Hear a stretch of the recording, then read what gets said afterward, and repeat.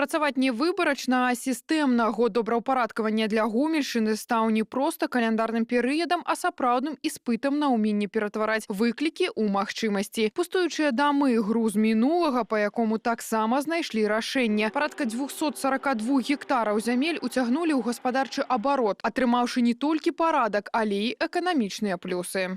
На 2026 год мы ставим более высокие уже показатели по итогам 2025 года, посмотрев, что можем справиться с большими цифрами. Поэтому наведен порядок на 11 тысячах гектарах. Вовлечено в сельхозоборот порядка 800 гектар, это раскорчевка.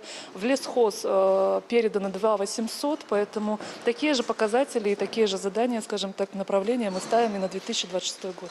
Парадак на зямлі — гэта сістэма, і водазабеспячэнне яе неад'емная частка. На тэрыторыі рэгіёна каля 4200 грамадскіх калодзежаў. Гэта інфраструктура, правераная часам. Звыш 230 аб'ектаў патрабуюць рамонту і мадэрнізацыі. Да гэтага пытання ў 2026 падыдуць комплексна. В целях комплексного решения вопроса по обслуживанию системы водоснабжения сформулировано поручение о передаче и централизованных, и источников водоснабжения на баланс КПУП «Гомель-Водоканал».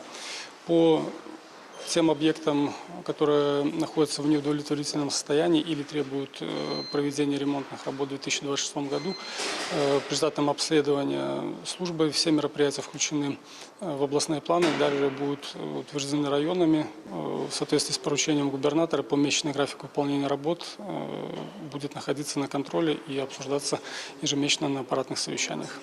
За мінулы год на Гомельшчыне праведзена вялізная работа па добраўпарадкаванні. За кожнай лічбай тысячы гектараў пераўтворанай зямлі. Але парадак — гэта пастаянны рух, рамонт дарог, асвятленне, ліквідацыя непатрэбных аб'ектаў, барацьба з інвазіўнымі раслінамі і разумнае выкарыстанне адходаў. Прыярытэты на 2026 год. Навядзенне парадку на зямлі і добраўпарадкаванне напрамую закранае жыццё людзей. І комплексны падыход да гэтай работы — паказчык дысцыпліны і адказнасці. Як азначыў Іван Крупко, сістэмна наводзіцца парадак у населеных пунктах, на вытворчых пляцоўках, у сацыяльнай інфраструктуры. Гэтая праца будзе працягнутая і ў 2026 годзе, таму што добраўпарадкаванне не асобная кампанія, а стыль кіравання. У гэтай працы не можа быць назіральнікаў ні сярод кіраўнікоў, ні сярод грамадзян.